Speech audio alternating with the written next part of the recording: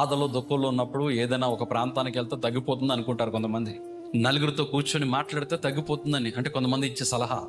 బిజీగా ఉంటే దుఃఖం తగ్గిపోతుంది అంటారు. ఈ కాదు, ఇవన్నీ కొట్టేసేయండి. ముందు రావాల్సిందేంటి? బైబిల్ ఏం చెప్తుంది? ఉపవాసం ఉండి రండి, మీ దుఃఖాన్ని ప్రభు సన్నిధిలో పెట్టండి. కుటుంబ సమస్యలు, ఆరోగ్య బాధలు, ఆర్థిక బాధలు ఏదైనా, విరిగి నలిగిన హృదయము దేవునికి ఇష్టము. వారికి మన కీర్తనలు 34:18 కదా, ఇరిగి హృదయము యెహోవాకు సమీపముగా ఉంటుందని. ఆ విరిగిన హృదయం ఎలా వస్తుంది మనకి? ఉపవాసము ద్వారా మన హృదయాన్ని ఏం చేసుకుంటాం?